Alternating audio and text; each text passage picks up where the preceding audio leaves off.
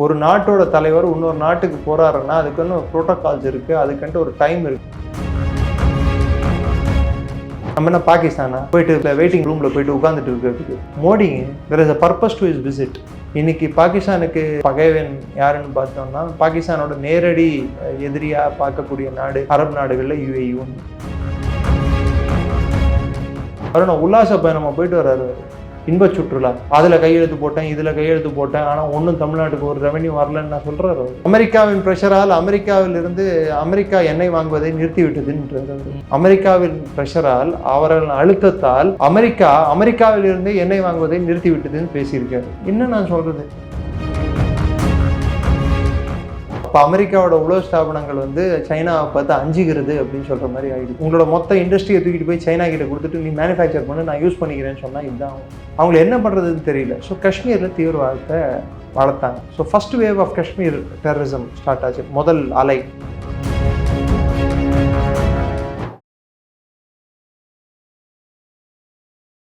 லேபாரத நேயர்களுக்கு வணக்கம். இன்றைக்கி நம்ம நேர்களில் நம்ம சிறப்பு விருந்தினர் டிஃபென்ஸ் அனலிஸ்டான டாக்டர் நிரஞ்சன் சார் அவர்கள் தான். சார் வணக்கம் சார். ஜெய்ஹிந்த். வணக்கம். ஜெய்ஹிந்த். மோடி அவர்கள் வந்து இந்தியாவில் ஒரு வார்த்தை சொல்கிறார், அதாவது எல்லாமே வந்து ஃபாரின் டூர்லாம் போகிறாங்க, இங்கேயே இருங்கன்னு சொல்லி முடிச்சு அடுத்த நாளே வந்து ஃபாரின் டூர் போகிறாரு, யூரோப் போகிறாரு, 5 கண்ட்ரிஸ் போய் சுற்றி பார்த்து வராரு. சார் இங்கே மிகப்பெரிய ஒரு கேள்வி எழுப்பப்படுது சார். நீங்கள் சொல்லிட்டு 30 மில்லியன் பேரல் எண்ணெய் வந்து UAE கொடுக்க போகுது. எதனால் கொடுக்க போகுது? மோடி போகாமல் இருந்தால் கொடுத்துருவாங்களா? ஏன் சார் இங்கிருந்தே சொல்லலாமே, சொன்னால் கொடுக்க மாட்டாங்களா? அங்கே போய் தான் அங்கே எப்படி இது வந்து ப்ரீ பிளான் ட்ரிப். ஒரு பிரதமர் இன்னொரு நாட்டுக்கு போகிறது வந்து ப்ரீ பிளான் ட்ரிப்பு. பல மாதங்களுக்கு முன்னாடியே இது வந்து பிளானிங்கில் இருக்கும். இது வந்து பிப்ரவரி மாதத்தில் பிளான் பண்ணி இது என்ன, நான் வந்து உங்களுக்கு வந்து சார் நாளைக்கு இன்டர்வியூ வரேன் அப்படின்னு சொல்லிட்டு உங்களுக்கு ஃபோன் பண்ணி சொல்லிட்டு நான் வரதா இது? ஒரு நாட்டோட தலைவர் இன்னொரு நாட்டுக்கு போகிறாருன்னா அதுக்குன்னு ஒரு ப்ரோட்டோகால்ஸ் இருக்குது, அதுக்குன்ட்டு ஒரு டைம் இருக்குது. அந்த நாட்டு தலைவர் ஃப்ரீயாக இருக்கணும். நம்ம என்ன பாகிஸ்தானா போயிட்டு வெயிட்டிங் லிஸ்ட்டில் வெயிட்டிங் ரூமில் போயிட்டு உட்காந்துட்டு இருக்கிறதுக்கு? மோடிங்க there is a purpose to his visit. அவங்க என்னென்ன அவர் போய் உடன்படிக்கைகள் செய்ய போகிறார் அதெல்லாம் வந்து நீங்கள் லிஸ்ட் எடுத்து பாருங்கள். உதாரணத்துக்கு UAE கிட்டேருந்து 30 மில்லியன் பேரல் அளவுக்கான எண்ணெய் போக்குவரத்தை அவர் வந்து எண்ணெயை வந்து அவர் ஊர்ஜிதப்படுத்திட்டு இருக்காரு. நம்மளுக்கு வரும், நம்மளுக்கு கிடைக்கும்ன்றத அந்த டீல் சைன் பண்ணியிருக்காரு. ஃபுஜேரா போர்ட் மூலமாக நமக்கு எண்ணெய் வருவதற்கு அங்கே ஒரு கிடங்கை ஏற்படுத்துறதுக்கும், அது மூலமாக நமக்கு ஸ்ட்ரெயிட்ஸ் ஆஃப் ஹார்மோஸ்குள்ளேயே போகாமலே நம்மளுக்கு மாற்று வழி எப்படி சொல்லி அதுக்கு செயல் திட்டத்துக்கு ஒப்பந்தமாயிருக்கு. UAE இந்தியாவுக்குள்ள கட்டமைப்பை மேம்படுத்துறதுக்கும் அவங்க முதலீடு பண்ணுறதுக்கும் அந்நிய முதலீடு பண்ணுறதுக்கும் $5 பில்லியன் அவங்க முதல் கட்டமாக அவங்க சொல்லியிருக்காங்க. ரெண்டாவது, விசாகப்பட்டினமும் இன்னொரு இடத்துலையும் வந்து கடங்கு கட்டுறதுக்கு உடன்படிக்கை ஆகிருக்கு. 10% இப்போது UAE வந்து எண்ணெய் இந்தியாவுக்கு கொடுத்துட்ருக்கு. அந்த சதவீதம் இன்னும் உயரலாம். ஹார்மோஸை நம்பாமலேயே நம்ம எண்ணெய் எடுத்துகிட்டு வரலாம். நேச்சுரல் கேஸ் எடுத்துகிட்டு வர்றதுக்கான மற்ற ஒரு வழித்தடம் எதுன்னு சொல்லி அதையும் எக்ஸ்ப்ளோர் பண்ணிட்டு இருக்காங்க. இந்திய இராணுவ உற்பத்தி, அதாவது இந்திய பாதுகாப்பு விஷயங்கள், நம்மளோட கருவிகளை வந்து எப்படி வந்து அவங்களுக்கு கொடுக்க முடியும், குறிப்பிட்டு UAE கொடுக்க முடியும். ஏன்னா UAE பகைவனுக்கு பகைவன் நண்பன். இன்னைக்கு பாகிஸ்தானுக்கு பகைவன் யாருன்னு பார்த்தோம்னா, பாகிஸ்தானோட நேரடி எதிரியாக பார்க்கக்கூடிய நாடு அரபு நாடுகளில் UAE ஒன்று.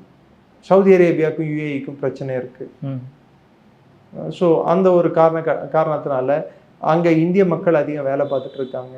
ஸோ அங்கே இந்திய மக்களோட பாதுகாப்பில் கருத்தில் கொண்டு, அங்கேருந்து நம்மளுக்கு கிடைக்கக்கூடிய எண்ணெயில் கருத்தில் கொண்டு, நம்மளுக்கு வந்து அங்கே ஸ்ட்ரெயிட்ஸ் ஆஃப் ஹார்மோஸுக்கு ஒரு மாற்று வழியை ஏற்படுத்துவதற்கான தேவையை கருத்தில் கொண்டு, இது எல்லாத்தையும் கருத்தில் கொண்டு அவர் போயிட்டு வந்திருக்காரு.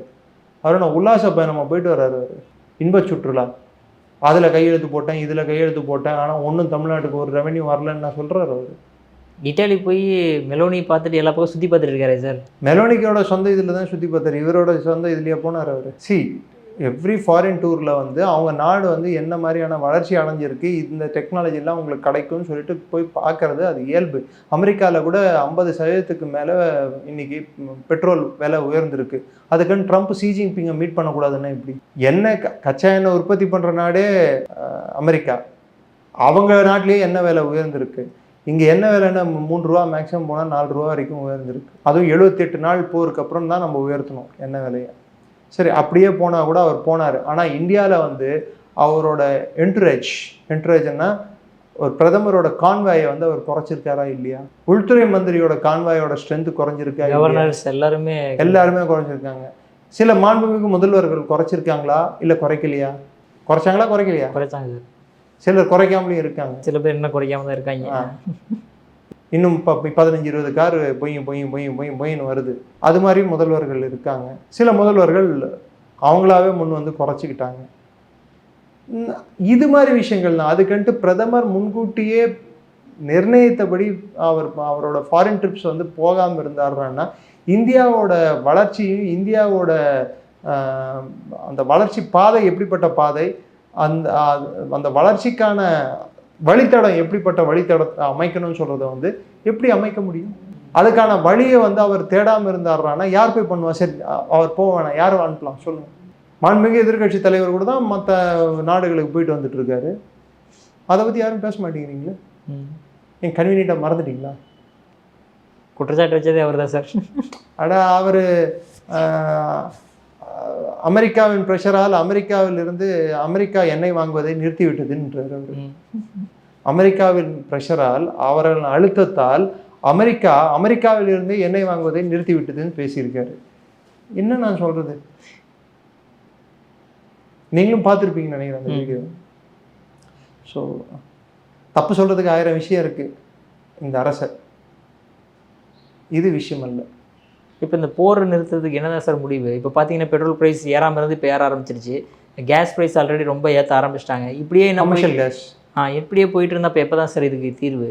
ட்ரம்ப் வந்து சைனாவுக்கு போயிட்டு வந்து அசிங்கப்பட்டு சிக்கி சின்னாபினமாய் தான் வந்திருக்காரு என்னை பொறுத்த வரைக்கும். என்னாச்சு சார் அங்கே?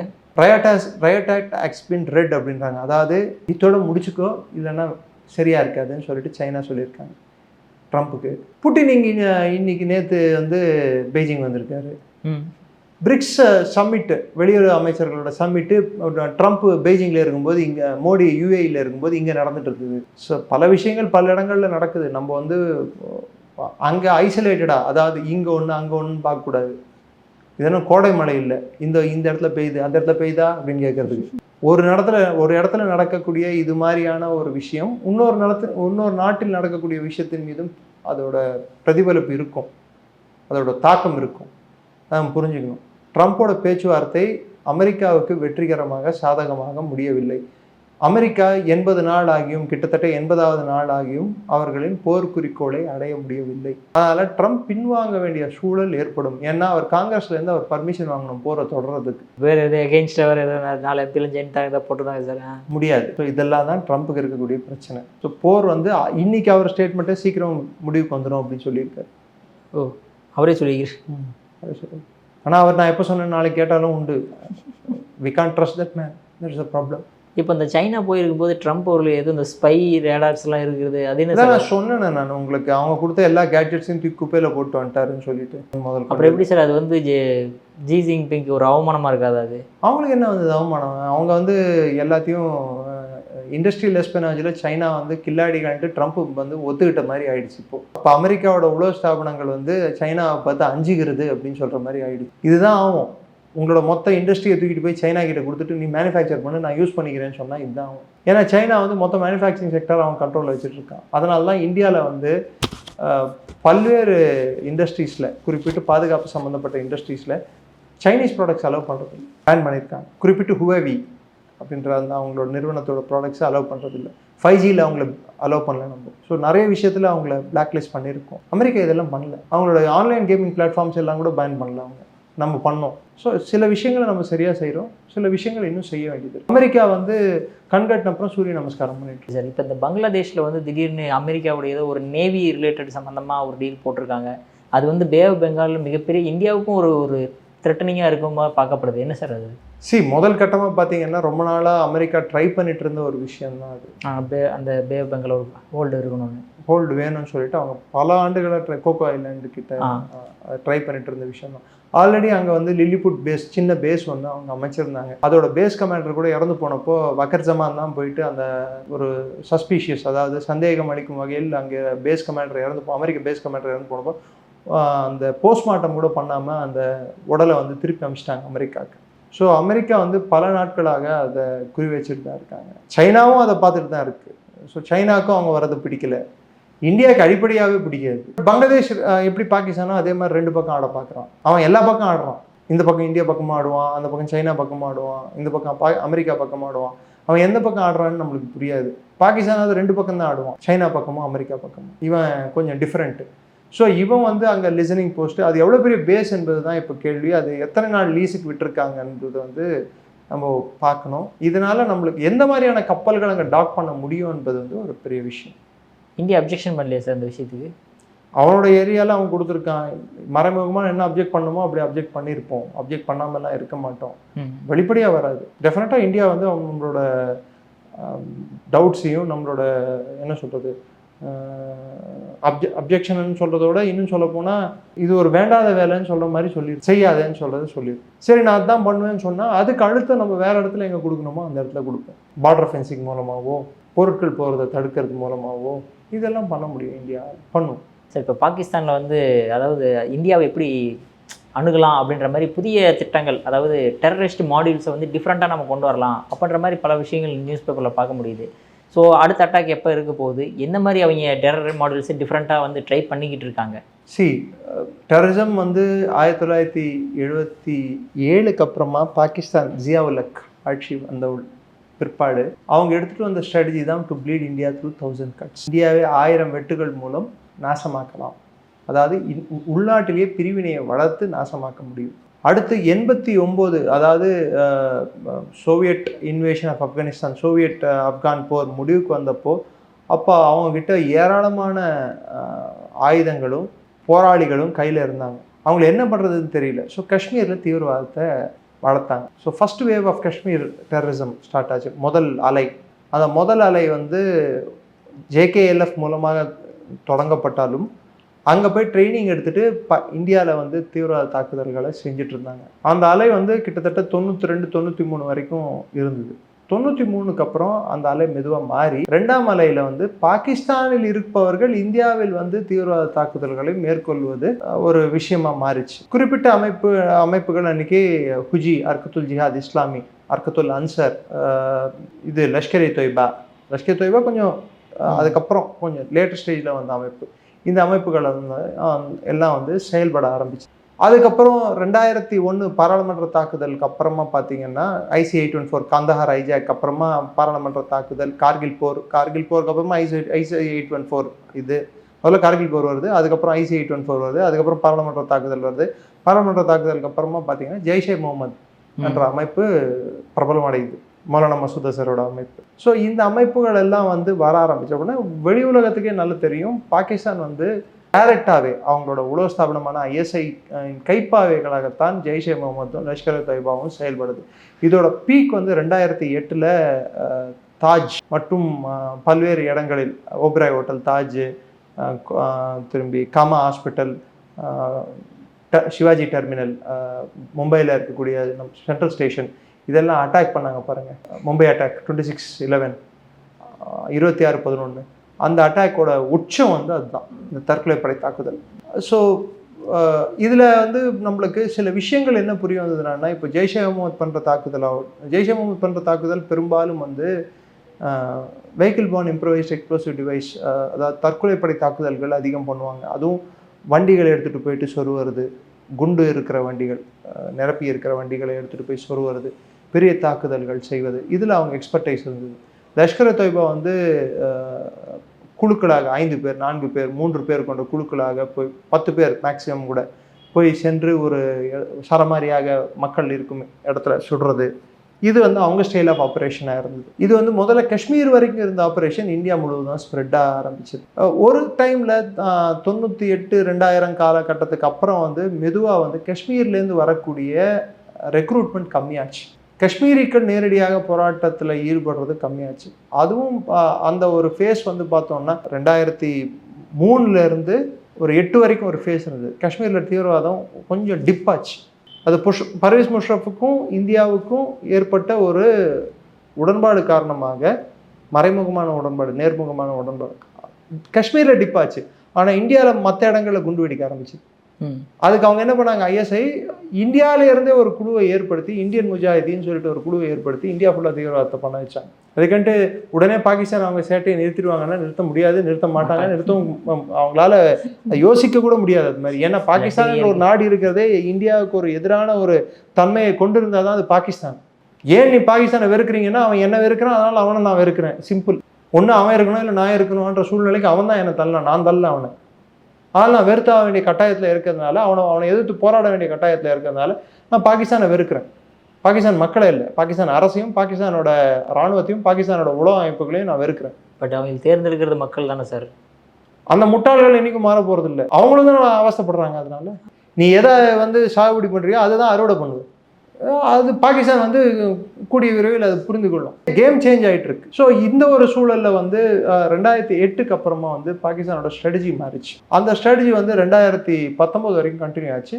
இதில் ஒரு சேஞ்ச் எப்போ தெரிய ஆரம்பிச்சதுன்னா, ஃபர்ஸ்ட் சர்ஜிக்கல் ஸ்ட்ரைக், உரி சர்ஜிக்கல் ஸ்ட்ரைக். முதல் வாட்டி பாகிஸ்தான் நான் நியூக்ளியர் பவர் பூச்சாண்டி காட்டிட்டு இருந்தேன்.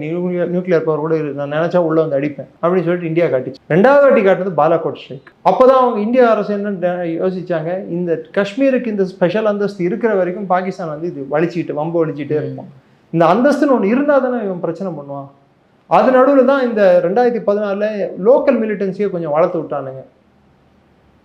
ரியாஸ் நாய்க்கு, சஜாது, அவன் பேர் என்ன, நல்ல பேர் சார், புரான்வனி, இவங்களெல்லாம் வச்சு இவங்க லோக்கல் போராளிகள், ஒரு பெரிய ஜேர்னலிஸ்ட்டு, இதுக்கு முன்னாடி அவங்க NDTVயில் ஒர்க் பண்ணாங்க, இப்போ யூடியூப்பில் இருக்காங்க, ஜோஜோ போஜோ மோஜோ அப்படின்னு சொல்லிட்டு ஒரு சேனலை வச்சுக்கிட்டு, poor son of a school teacher அப்படின்னாங்க புரான்வனியை. அதாவது ஒரு ஏழை பள்ளி ஆசிரியரின் ஏழை பையன் அப்படின்னு சொன்னாங்க. எந்த காஷ்மீரில் இருக்கிற எந்த ஆசிரியர் ஏழையாக இருக்காங்கன்னு எனக்கு தெரியல. தமிழ்நாட்டில் எந்த ஆசிரியரும் ஏழை இல்லை எனக்கு தெரிஞ்சு. அரசாங்க ஆசிரியர்கள் லட்சக்கணக்கில் சம்பளம். So poor son of school டீச்சர்ன்றது ஒரு அப்பட்டமான பொய். ஸோ அந்த புரான்வனி இது மாதிரி ஆட்கள் ஒரு பிம்பத்தை கட்டமைச்சாங்க. இந்த பிம்பத்தை உடைக்கணும், ஒரு அச்சுறுத்தலை உண்டாக்கணும்னா இந்தியா ஹாட் பாஸ்டர் எடுத்தது. ஹாட் பாஸ்டர் அப்படின்னா ஹாட்லைன் ஸ்டான்ஸ். இன்னும் சொல்ல போனால் யாரெல்லாம் தலைவர்கள் அவங்கள அறிவிச்சுக்கிறாங்களோ முதல்ல அவனை போடு, அவன் ஃபோட்டோ ரோட்டில் போடு அப்படின்னு சொல்லிட்டு. எப்படி அவனை கொண்டுடுறது, அவன் ஃபோட்டோவை எடுத்து ரோட்டில் ஒட்டுறது, செத்து போன ஃபோட்டோவை. நெக்ஸ்ட் வரவன் ஃபோட்டோ பார்ப்பான்ல, இதுதான் உன் நிலைமை அப்படின்றது. ஸோ இது பண்ண ஆரம்பிச்சப்பறம் நெக்ஸ்ட் ஆர்டிகல் 370 அபாலிஷ் பண்ணாங்க. ஆர்டிகல் 370 அபாலிஷ் பண்ண உடனே இந்த பாகிஸ்தானுக்கு இருந்த ஒரு பெரிய ஒரு துருப்புச்சீட்டான காஷ்மீர் ஸ்பெஷல் ஸ்டேட்டஸ் போயிடுச்சு. நாங்கள் இந்தியாவில் ஒரு பகுதி இல்லை. இந்த பேச்சை மெயின் ஸ்ட்ரீமும் பேசிகிட்டு இருந்தாங்க, பாகிஸ்தானுக்கு துணை சென்றவர்களும் பேசிகிட்டு இருந்தாங்க. இந்திய பாராளுமன்றத்தில் உறுப்பினராக இருக்கிறவங்க கூட நாங்கள் தனின்னு சொல்கிற அளவுக்கு போயிட்டாங்க.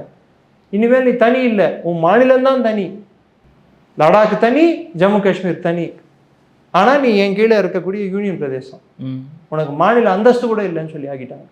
அதுக்கப்புறம் இப்போது பாகிஸ்தான் ஸ்ட்ராட்டஜியை மாற்றிருக்கு. இந்த ஸ்ட்ராட்டஜி 2019 புது ஸ்ட்ராட்டஜியை அவங்க எவால்வ் பண்ணாங்க. இது பல்வேறு கட்டங்களில் பரிணாம வளர்ச்சி அடைஞ்சுது. இதோட முக்கியமான பரிணாம வளர்ச்சி போன வருடம் நடந்த தாக்குதல் பெஹல்காம். அதில் யூஸ் பண்ண செய்த அமைப்போட பேர் பார்த்தீங்கன்னா TRF, ரெசிஸ்டன்ஸ் ஃபோர்ஸ். இது லஷ்கர்-இ-தொய்பாவோட கிளை அமைப்பா, ஜெய்ஷே முகமதோட கிளை அமைப்பா என்ற அந்த கேள்வி எழக்கூடாத வகையில் இப்போ கட்டமைக்கப்பட்டுள்ளது இந்த அமைப்புகள். அதே மாதிரி PAFF இருக்கு, people's anti fascist front, Kashmir டைகர்ஸ்னு ஒரு அமைப்பு. இதெல்லாம் பார்த்தீங்கன்னா செக்குலர் பேர். இதெல்லாம் மதச்சாயம் பூசாத ஒரு செக்குலர் ஐடென்டிட்டி. அது ஒரு இன போராட்டமாகவோ இல்லை ஒரு கொள்கை ரீதியான போராட்டமாகவோ இல்லை ஒரு கோட்பாடு ரீதியான ஒரு போராட்டமாகவோ கருத்தியல் போராட்டமாகவும் மாற்ற பார்க்குறாங்க. அதனால ISIக்கு என்ன பலன்னா, பாகிஸ்தானுக்கு என்ன பலன்னா, நான் இன்வால்வ் இல்லைன்னு சொல்லிக்க முடியும். இது எப்படிடா இருக்குன்னா, caught with hand in cookie jar அப்படின்வாங்க. கடையில் போயிட்டு கையை விட்டு மாட்டிக்கிட்ட பங்கு அப்படின்வாங்க பாருங்க. அது மாதிரி மாட்டிக்கிட்டாச்சு, ஐயோ இதை கை உள்ளே போயிடுச்சா அப்படின்னு சொல்லி கேட்குறது. ஏண்டா நீ தானடா விட்ட, அது எப்படா உள்ள எப்படா கை போவோம், கொடுக்குற வெப்பன் நீ தான் கொடுக்குறேன்னு தெரியும் எல்லாருக்கும். அவன் எடுத்துகிட்டு வர்றது Pakistan identity cards. So foreign பிளேயர்ஸை யூஸ் பண்ண ஆரம்பிச்சிருக்காங்க பாகிஸ்தான் அதிகமாக. இப்போ இந்திய காஷ்மீர்லேருந்து சென்று அங்கே ட்ரைனிங் எடுத்துகிட்டு வந்த தீவிரவாதிகள் முதல் அலையில் வந்தாங்க, அதுக்கப்புறம் புரான்வாணி அலையில் வந்தாங்க. இப்போ வந்துட்டு இருக்கிற அலை வந்து அடிப்படையாகவே எல்லாருமே பெரும்பாலும் 90% வந்து பாகிஸ்தானியர்கள். அவங்க வச்சிருக்க அமைப்புகளின் பேர் இப்போ நான் சொன்ன பாருங்க, TRF, PAFF, காஷ்மீர் டைகர்ஸு, அல்லா டைகர்ஸு. இப்போ முன்ன வந்து ரெக்ரூட்மெண்ட் ஸ்ட்ராட்டஜி வந்து வாட்ஸ்அப்பு, ஃபேஸ்புக்கு, ட்விட்டரு இது மூலமாக நடந்துட்டு இருந்தது. ரேடிகலைசேஷனுக்கு யூடியூப் வீடியோஸ் யூஸ் பண்ணிட்டு இருந்தாங்க. இப்போ கவர்மெண்ட் ஸ்ட்ரிக்டாக மானிட்டர் பண்ண ஆரம்பிச்சப்பறம் இப்போ அவங்க யூஸ் பண்ணுறது என்னடான்னா different strategy. Gaming platforms, online gaming platforms. எப்படி சார் இது? டர்போ கேமிங் பிளாட்ஃபார்ம்ஸ்னு சொல்லுவாங்க. நிறைய கேம்ஸ் இருக்கு, ஆன்லைன் கேம்ஸ். ஆமாம். அதில் கோடட் மெசேஜஸ் அனுப்பி ஆக்டிவேட் பண்ணுறது, இந்த பிளாட்ஃபார்ம்ஸை யூஸ் பண்ண ஆரம்பிச்சிருக்காங்க. ஸோ இதில் ரெக்ரூட்மெண்ட் நடக்குது. இப்போ வந்து அவங்க ரெக்ரூட்மெண்ட் ஸ்டைலையும் மாற்றிருக்காங்க. அவங்க அதிகம் இப்போ கான்சன்ட்ரேட் பண்ணுறது லோன் வுல்ஃப் அட்டாக்ஸ். ஒரு சிங்கிள் இண்டிவிஜுவல் ஒரு பஸ் ஸ்டாண்டில் ஒரு 4 பேர் இருக்காங்க, சதக்குன்னு குத்திட்டு அவன் ஓடிடுறது. ஸோ பிளாசிபிள் டினேபிலிட்டியில் அவன் புத்திசுவாதீனம் இல்லை, அவன் ஏதாவது பேசினான்டானா அவன் பைத்தியக்காரன் தான் சொல்ல முடியும். அவன் லிங்கேஜஸை வந்து நம்ம கண்டுபிடிச்சா கூட எஸ்டாப்ளிஷ் பண்ண முடியாது. இது மாதிரி நிறைய இன்சிடென்ட்ஸ் வந்து பரவலாக இந்தியா ஃபுல்லாக நடந்துகிட்ருக்கு. அவங்க இப்போ அடிப்படையாக அவங்களோட கான்சன்ட்ரேஷன் காஷ்மீரோட அதிகமாக இந்தியன் ஹிண்டர்லேண்ட், அதாவது மையப்பகுதியில் அதிகமாக இருக்குது. குறிப்பிட்டு சொல்லணும்னா சவுத் இந்தியாவை அதிகம் டார்கெட் பண்ணியிருக்காங்க. ஏற்கனவே சொன்ன மாதிரி நான் ஆந்திர பிரதேசத்தில் ரீசெண்டாக ஐசிஸ் மாடியூல்ஸை வந்து கைது பண்ணாங்க. போன மாதம் நிறைய மாடியூல்ஸை கைது பண்ணாங்க, அதாவது ஸ்லீப்பர் செல்லுக்குள்ள. ஏன்னா ஸ்லீப்பர் செல் இங்கே எல்லாருக்கும் அது ஆக்சுவலாக டெரரிஸ்ட் டெர்மினாலஜி. அது ஸ்லீப்பர் செல் அப்படின்றது. அதுலேயே 2 வகையான ஸ்லீப்பர் செல்ஸ் இருக்குது, long term resident, short term அப்படின்னு சொல்லிட்டு 2 விதமான ஸ்லீப்பர் செல்ஸ் இருக்குது. இந்த ஸ்லீப்பர் செல் கான்செப்ட் வந்து இன்றைக்கி அரசியல்லையும் யூஸ் பண்ண ஆரம்பிச்சிட்டாங்க. அதுதான் துரதிருஷ்டமான ஒரு விஷயம். ஸ்பையா இருக்கிறவங்க கூட வந்து ஸ்லீப்பர் செல்ன்ற மாதிரி சொல்ல ஆரம்பிச்சிட்டாங்க. அது வேற, ஸ்லீப்பர் செல் வேற. துரந்தர் மூவி பார்த்துட்டு அது it is called under cover agent. So அதாவது ஒரு விரோதி நாட்டுக்குள்ளே போய் பண்ணக்கூடிய ஒரு கிளாண்டஸ்டைன் ஆப்ரேட்டிவ். அவங்க ஸ்லீப்பர் செல்லுன்னு சொல்லக்கூடாது. செல்லுன்னா அதில் ஒன்றுக்கும் மேற்பட்ட நபர்கள் இருந்தால் தான் ஸ்லீப்பர் செல். ஓகே, ஒரு இண்டிவிஜுவலை ஸ்லீப்பர் செல்லுன்னு சொல்ல மாட்டாங்க. இன்னும் அந்த ப்ராப்பர் அவங்களோட ஐஎஸ்ஐயோட மொழியில் சொல்லணும்னா அது பேர் தன்சீம் அப்படின்வாங்க. ஸ்லீப்பர் செல் மீனிங் வந்து தன்சீம்ஸ் அப்படின்வாங்க. ஸோ ஆந்திராவில் அரெஸ்ட் பண்ணியிருக்காங்க. ஆந்திராவில் அரெஸ்ட் பண்ணது வந்து பெரும்பாலும் ஐஎஸ்ஐஎஸ். இன்னும் சொல்லப்போனால் அதோட ஒரிஜினல் பேர் ISKP. இந்த தன்சீம்ஸை வந்து கட்டுப்படுத்துறதுக்கு வந்து பெரிய ஒரு பிரச்சனையாக மாறப்போகுது. ஏன்னா பாகிஸ்தான் உளவு ஸ்தாபனம் இது வரைக்கும் ரெகுலராக யூஸ் பண்ணிட்டு இருந்த லஷ்கர் இ தொய்பாவையோ ஜெய்ஷே முகமது யூஸ் பண்ணுறதோட இப்போ அவங்களோட ஒரு ஒருங்கிணைப்பு யார் கூட அதிகமாக இருக்குன்னா ஐசிஸோட சவுத் ஏஷியா, அதாவது தெற்காசியாவில் இருக்கக்கூடிய ஐசிஸ் அமைப்பு ISKP, அதே மாதிரி அல்-கொய்தா, அல்-ஹிந்த், இந்தியன் ஆப்ரேஷன்ஸ், அல்-கொய்தாவோட இது அவங்க கூட த பேஸ் மூமெண்ட் அப்படின்வாங்க இன்னொரு பேர் அதுக்கு. இவங்க கூட எல்லாம் அவங்க உடன்படிக்கை ஏற்படுத்தியிருக்காங்க ஐஎஸ்ஐ. ஏன்னா இது அவங்க என்ன சொல்லுவாங்க, இது சர்வதேச தீவிரவாதம், இது பாகிஸ்தான்லேருந்து தோற்றுவித்த தீவிரவாதம் இல்லைன்ட்டு அவங்க ஒரு போலியான ஒரு பிம்பத்தை கட்டமைக்க முடியும். அதே சமயத்தில் நம்ம FATF, financial action task force, அது கீழே போய் நம்ம கம்ப்ளைண்ட் பண்ண முடியாது. பாகிஸ்தானை வந்து கிரே லிஸ்ட்டில் போட முடியாது. உலக ரீதியில் இப்போ மற்ற நாடுகள் அவங்க மேலே அழுத்தத்தை எடுத்துகிட்டு வர முடியாது. அவங்க வந்து சவுதி அரேபியா கூடயோ இல்லை UAE கூட இல்லை, UAE கூட முடிஞ்சு போச்சு உறவு.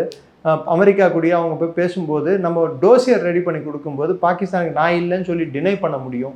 ஸோ அந்த ஒரு கண்ணோட்டத்தில் பாகிஸ்தான் நிறைய விஷயங்களை பண்ணிட்டு இருக்காங்க. குறிப்பிட்டு ஐசிஸ்க்கும் நேரடியாகவே ISIS இங்கே இருக்கக்கூடிய சவுத் ஏஷியா ISISக்கும் அல்-கொய்தாவுக்கும் நிறைய அவங்க ஹெல்ப் பண்ணுறாங்க. அதனால தான் அவங்க தாலிபான் அரசுக்கு எதிராகவும் ஐசிஸை தூண்டி விட்டுட்டு இருக்காங்க, ஆப்கானிஸ்தானில் இருக்கக்கூடிய தாலிபான் அரசுக்கு எதிராக. ஸோ இதெல்லாம் ஒரு பக்கம் நடந்துட்டு இருக்கும்போது இன்னொரு பக்கம் பார்த்தீங்கன்னா பாகிஸ்தான் வந்து பங்களாதேஷ் ஃப்ராண்ட்டையும் ஆக்டிவேட் பண்ணியிருக்காங்க. அங்கே இருக்க ஜமாத் இஸ்லாமி, ஹிஸ்புத் தஹ்ரீர், இதுக்கு முன்னாடி சொன்ன சந்திரநாத் ரத், சுவேந்து அதிகாரி, மாண்புமிகு மேற்கு வங்க முதல்வரோட PA, தேர்தல் முடிவு வந்த 2வது நாளே கொல்லப்பட்டார். அவரை கொன்னது கூட ஜமாத் இஸ்லாமிய அமைப்பை சேர்ந்தவங்க தான் சொல்லிட்டு பரவலாக தகவல்கள் எல்லாம் கசிந்த வண்ணம் இருக்கிறது. ஹிஸ்புத் தஹ்ரீர் அதை இன்வால்வ்னு சொல்கிறாங்க, ஜமாத் இஸ்லாமியன் ஹிஸ்புத் தஹ்ரீர். பங்களாதேஷ்லேருந்து வரக்கூடிய அச்சுறுத்தல்கள் பாகிஸ்தான் மூலமாக அதிகப்படுத்த முடியும். அடுத்து பார்த்தீங்கன்னா இந்த மூமெண்ட்ஸ் வந்து ஆல்ரெடி சில ஆக்டிவிட்டீஸ் சில விஷயங்கள் வந்து ஸ்ரீலங்காவில் இருந்து நடந்துகிட்ருக்கு. மறந்துடாதீங்க, 2019 ஸ்ரீலங்காவில் ஈஸ்டர் பாம்பிங்ஸ் வந்து மறந்துடக்கூடாது யாரும். அங்கே எல்இடியோட ஆக்டிவிட்டீஸ் அதிகமாக இருக்குதுன்னு சொல்லிட்டு எல்லாருக்கும் தெரிஞ்ச விஷயம்தான். இப்போ இல்லை. இன்ஃபேக்ட் ராஜபக்சே வெளிப்படையாக ஒத்துக்கொண்ட ஒரு விஷயம். கர்னல் பஷீர் வலின்னு சொல்லிட்டு முன்னாள் பாகிஸ்தான் உளவு அமைப்பு, அதாவது இன்டெலிஜென்ஸ் பியூரோ, அவங்களோட உளவுத்துறை, அதோட சீஃபாக இருந்த கர்னல் பஷீர் வலியை வந்து பாகிஸ்தானோட இலங்கை தூதரை அப்பாயிண்ட் பண்ண காலத்திலிருந்து அவங்க மட்டக்களப்பில் என்ன வேலை பண்ணாங்க, அவங்க என்னென்ன டைப் ஆஃப் ரெக்ரூட்மெண்ட் பண்ணாங்க, ரேடிகலைசேஷன். ஏன் 2015 ஒரு மாடியூலை, அருண் செல்வராஜ் மாடியூல்னு சொல்லிட்டு ஒரு மாடியூலை தமிழ்நாட்டில் அரெஸ்ட் பண்ணோம், ஒரு ஏஜென்ட்டு. எங்கேயோ இல்லை, இங்கே சின்மியா நகர், கேகே நகர் கிட்ட தான். அதே மாதிரி தமிமன் சரின்னு சொல்லிட்டு ஒருத்தனை திருச்சியில் அரெஸ்ட் பண்ணாங்க. இவங்கெல்லாம் ஸ்ரீலங்காலேருந்து இந்தியாவில் ஆப்ரேட் பண்ணுறதுக்கு, குறிப்பிட்டு தமிழ்நாட்டில் ஆப்ரேட் பண்ணுறதுக்கு பாகிஸ்தான் ரெடி பண்ண ஏஜென்ட்ஸ். தமிழ் மொழி பேசுகிற ஒரு காரணத்துக்காக அவங்கள வந்து நம்ம பெருசாக கவனிக்க மாட்டோம் அப்படின்ற ஒரு எண்ணம். ஸோ இதெல்லாம் வந்து பாகிஸ்தான் ஐஎஸ்ஐ பண்ணியிருக்கிற ஒரு மாற்று சிந்தனை, மாற்று கட்டமைப்பு. இதோட லிங்கேஜஸ் வந்து இன்டர்நேஷ்னல் லிங்கேஜ். லிபியா கூட இருக்குது, மற்ற நைஜீரியா கூட இருக்குது, மற்ற எல்லா நாடுகளில் இருக்கக்கூடிய, ஏன்னா அல்கொய்தாக்கு உலகம் ஃபுல்லாக அவங்களோட ஃபுட் பிரிண்ட் இருக்குது, அவங்களோட கால் தடம் பதித்திருக்கிறார்கள். அந்த ஃபுட் பிரிண்ட் எல்லா இடத்துலையும் லிங்கேஜ் ஆகிறதுனால ரூட் ஆகிறது கடைசியில் பாகிஸ்தான் சொல்லி குறிப்பிட்டு நம்ம சொல்ல முடியாது.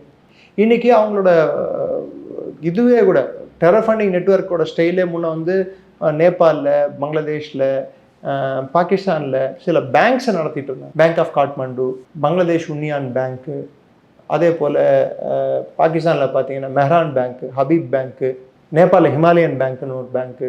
இதிலெல்லாம் வந்து ஐஎஸ்ஐயோட ஹவாலா பணம் இருந்தது. இது இல்லாமல் என்ஜிஓக்கள், பல என்ஜிஓக்கள், நீலம் ப்ளூ வேலி ஃபவுண்டேஷன், அதெல்லாம் எல்இடிக்கிலேயே நேரடியாக வந்த என்ஜிஓ. இது மாதிரி பல என்ஜிஓக்கள், ஃபலாலே இன்சானியத், இது மாதிரி பல அமைப்புகள் இருந்தன, என்ஜிஓ அமைப்புகள். இது இல்லாமல் அவங்க கப்பல்களை மெயின்டைன் பண்ணிட்டு இருந்தாங்க. இது போக்குவரத்து கப்பலை சொந்தமாக கிளாண்டஸ்டைன் இது பொருட்களை அனுப்புறதுக்கு, அதாவது கள்ளக்கடத்தல் விஷயங்களை பண்ணுறதுக்கு. அது இல்லாமல் ஸ்மால் ஆர்ம்ஸ் ட்ரேடு, துப்பாக்கிகள், போதைப்பொருள், இந்த கடத்தல்லையும் அவங்க கோல்டன் ட்ரையாங்கிள், கோல்டன் கிரெசன்ஸை வந்து ஐஎஸ்ஐ கண்ட்ரோல் பண்ணிட்டு இருந்தது. இப்போது அதையும் தாண்டி ஐஎஸ்ஐக்கு வரக்கூடிய பணம், அரசாங்கத்தின் மூலம் வர பணத்தோட மற்ற விஷயங்களில் இது மூலமாக வர பணம் வந்து மிகப்பெரிய தொகை. இன்றைக்கி நம்ம ஈஸியாக வந்து நம்மளோட சேட்டலைட் டெக்னாலஜி, நம்மளோட நெட்வொர்க்கிங், நம்மளோட இது வந்து பெருசாக இருக்கிறதுனால பாகிஸ்தானை வந்து நம்மளால் பனிஷ் பண்ண முடியுன்றதை நம்ம நிரூபித்து காட்டியுள்ளோம். தேவைப்பட்டால் அது ஆப்ரேஷன் சிந்தூர் வந்து கண்டினியூ ஆகும். தேவைப்பட்டால் எப்போ வேணாலும் எங்கே வேணாலும் at my place of choosing, time of choosing, நான் எங்கே நினைக்கிறேனோ, எப்போ நினைக்கிறேனோ, எப்படி நினைக்கிறேனோ நான் அடிப்பேன் ஒன்றுன்னு சொல்லி காட்டியிருக்கோம். பாகிஸ்தானை நிலகுலை செய்ய முடியும்னு காட்டியிருக்கோம். ஸோ அவங்க நேரடி போருக்கு தயாராக இல்லை. அதே சமயத்தில் இந்தியாவுக்கு எதிரான அந்த தீவிரவாதத்தை அவங்க கட்டுப்படுத்துவதற்கும் விரும்பவில்லை. அதற்கு அவங்க வந்து எடுத்துக்கொள்ளக்கூடிய முயற்சிகளில் ஒரு குறிப்பிட்ட முயற்சி இந்த செக்குலர் நேம்ஸை வச்சு பண்ணுறது. அடுத்து ஹமாஸ் போன்ற தீவிரவாத அமைப்புகளை வைத்து டெரர் மாடியூல்ஸையே வந்து ஒரு 30 பேர் 40 பேர் கொண்டு ட்ரைனிங் கொடுக்காம 5 பேர் 4 பேர் கொண்ட சிறு சிறு குழுக்களாக ட்ரைனிங் கொடுக்கறது, எல்லை பகுதிகளில் அவங்கள ஊடுருவ செய்கிறது. இப்போ வந்து அவங்க மெயின் ட்ரைனிங் சென்டர்ஸ் எல்லாமே வந்து காஷ்மீரை நோக்கி இல்லாமல் பஞ்சாபை நோக்கி இருக்குது. பஞ்சாப் வழியாக தான் உள்ளே அனுப்ப ட்ரை பண்ணுறாங்க. பஞ்சாப் வழியாக தான் பொருட்களை உள்ளே அனுப்புறதுக்கு, குறிப்பிட்ட ஆயுதங்களை, போதைப் பொருட்களை அவங்க ட்ரை பண்ணிகிட்டு இருக்காங்க. ஸோ பஞ்சாப் வந்து இந்தியாவுக்கு அடுத்த ஒரு, எப்படி கலிஸ்தான் பீரியட் எப்படி ஒரு பெரிய தலைவலியாக இருந்ததோ அப்படி ஒரு தலைவலியாக மாறக்கூடும் என்பது ஒரு அச்சுறுத்தல் கொடுக்கக்கூடிய ஒரு விஷயம். அதே போல் பங்களாதேஷ். ஆனால் இன்னைக்கு அதுக்கு ஆசாம் முதல் பங்களாதேஷ், வெஸ்ட் பெங்காலிருந்து பீகார்லேருந்து எல்லாத்துக்குமே ஒரு ஏதோ ஒரு அரசியல் ரீதியான ஒரு தடையும் ஒரு கட்டுப்பாடும் இருக்கு. ஆனால் பஞ்சாபில் அந்த கட்டுப்பாடோ தடையோ வந்து இல்லை. அதுக்கண்டு அந்த அரசு தான் வரணும்னு இல்லை. நாட்டின் பாதுகாப்பு கருதி எந்த அரசு வந்தாலும் அதை நாம் வரவேற்க வேண்டும். ஆனால் நாட்டின் பாதுகாப்பை 2ஆம் கட்டமாக அவர்களின் சொந்த கட்சியின் ஓட்டு வங்கி முக்கியமாக பார்க்கும் அரசுகள் தவிர்க்கப்பட வேண்டும். ஸோ இது இப்படி இருக்கும்போது இப்போது வந்து வரக்கூடிய அடுத்த வேவ் ஆஃப் த்ரெட்ஸ் வந்து வரக்கூடியது வந்து நார்த் இந்தியாவில் வரக்கூடியது பஞ்சாப் அந்த பெல்ட்லேருந்து வரும். ஏன்னா அது டெல்லிக்கும் மச் க்ளோசர். அடுத்து அவங்களோட கான்சன்ட்ரேஷன் டவுன் விந்தியாஸ், ஹைதராபாத், பெங்களூர், சென்னை, இது ஃபோக்கல் பாயிண்ட்டாக இருக்கும். நீங்கள் மறந்துடக்கூடாது, பிஎஃப்ஐயோட டைரக்ட் கனெக்ஷன் வரப்போ இது கூட ஐஎஸ்ஐ கூட இருந்தது என்பது உண்மை. பிஎஃப்ஐ மேலே போட்ட சார்ஜ் ஷீட்லேயே அவங்களே ஒத்துக்கிட்டாங்க. ஒருவேளை பாகிஸ்தான் இந்தியா மீது தாக்குதல் செய்து இந்திய இராணுவமும் பாகிஸ்தான் இராணுவமும் ஒரு போரில் ஈடுபட்டால் இங்கேருந்து நாங்கள் வந்து பாகிஸ்தானுக்கு தோதாக படையை திரட்டி இந்தியா மீது அழுத்தத்தை கொடுக்க வேண்டும் என்பதுதான் எங்களோட குறிக்கோள்னு சொல்லிட்டு சார்ஜ் ஷீட்லேயே அவங்க கொடுத்துருக்கிற வாக்குமூலம். நான் சொல்லலை, இது எங்கள் பேப்பரில் வந்த நியூஸு, ஆர்டிகல்ஸில் வந்த நியூஸ் இதெல்லாம். ஸோ இப்படி இருக்கும்போது ஐஎஸ்ஐ வந்து முடிந்த அளவுக்கு நேரடியாக அவர்கள் பேரை எடுக்காத மாதிரி பார்த்துக்கிறாங்க. அதே சமயத்தில் உலக தீவிரவாத அமைப்புகளை இப்போ இந்தியா பக்கம் ஈர்க்க முயற்சிக்கிறாங்க. இதுதான் இருக்கிறதுலேயே மோசமானதும் கொடியதும் கூட. ஏன்னா ஐசிஸ் ரெக்ரூட்மெண்ட் போனப்போ அதிகமான இஸ்லாமியர்கள் எண்ணிக்கை கொண்ட நாடாக இருந்தாலும் இந்தியா, கம்மியானவர்கள் தான் ஐசிஸில் போய் சேர்ந்தாங்க. இந்தியாவிலேருந்து போனவர் ரொம்ப கம்மி, சொற்பம். அதுக்கண்டு போவே இல்லைன்னு நான் சொல்ல மாட்டேன். அதே சமயத்தில் இன்னைக்கு அதே ஐசிஸ் வந்து நேரடியாக உள்ள நுழையிறதும் ப்ளஸ் இந்த அமைப்புகள் மற்ற தீவிரவாத அல்கொய்தா போன்ற அமைப்புகள். இன்னொன்று, இந்த கார்ப்பரேட் ஜிஹாதுன்னு சொல்லி இந்த கேஸ் வந்திருக்கு பாருங்க, டிசிஎஸ்ல வந்திருக்கிற கேஸ், இதெல்லாம் வந்து it is raising eyebrows. Radicalisation வந்து எந்தெந்த கட்டத்தில் எங்கெங்கெல்லாம் நடக்குதுன்னு சொல்றது வந்து பெரிய அச்சுறுத்தலாக மாறிட்டு இருக்கு. ஸோ மத நல்லிணக்கத்துக்கும் பாதுகாப்புக்கும் வந்து அந்த இது இருக்கு பாருங்க, அந்த வரவரை ஒரே ஒரு சின்ன கோடு தான். மத நல்லிணக்கம் ஒழுங்காக இருந்தால் பாதுகாப்பு இருக்கும். இது லைட்டாக ஷிஃப்ட் ஆச்சுன்னா கூட பேலன்ஸு அது பாதிக்கும். இதுக்கு பல்வேறு உதாரணங்கள் உண்டு. இதனால பொருளாதார கட்டமைப்பும் பாதிக்கும். இதை சைனா விரும்புதா இந்தியாவுக்குள்ளன்னு பார்த்தா ஆமாம், அவன் விரும்புவான். ஏன்னா இந்திய பொருளாதாரம் வளரக்கூடாது என்பது சைனாவின் முயற்சியாக இருக்கும். அமெரிக்காவும் விரும்பும். ஆனால் பிரச்சனை என்னன்னா, பாகிஸ்தான் நேரடியாக பண்ணுறதை வந்து அவங்களால வந்து நாளைக்கு முட்டு கொடுக்க முடியாது. பாகிஸ்தானுக்கு இருக்கக்கூடிய உள்நாட்டு பிரச்சனைகள் பார்த்தீங்கன்னா அது மிகப்பெரிய பிரச்சனைகள் அவங்களுக்கு இருக்குது. அவங்க பிரச்சனைகளை திசை திருப்பறதுக்கு அவங்களுக்கு இருக்கக்கூடிய ஒரே வென்டிலேஷன், அதாவது அந்த சுவாசம் இல்லை, அதை பெருமூச்சு விடுறதுக்கு இருக்கக்கூடிய ஒரே இடம் இந்தியா தான். அப்பா என் சொல்ல தீந்துதுரா அப்படின்னு சொல்ல முடியும் பங்கர் முன்னிரால. ஸோ இது வந்து புது ஸ்ட்ராட்டஜி, இது புது சைக்கிள் ஆஃப் டெரர் நம்ம பார்க்க போகிறோம். Okay sir. சார் உங்கள் அற்புதமான கருத்தில் இளையபிரான வந்திருக்கு. மிக்க நன்றி சார். ஜெய்ஹிந்த். நன்றி. ஜெய்ஹிந்த்.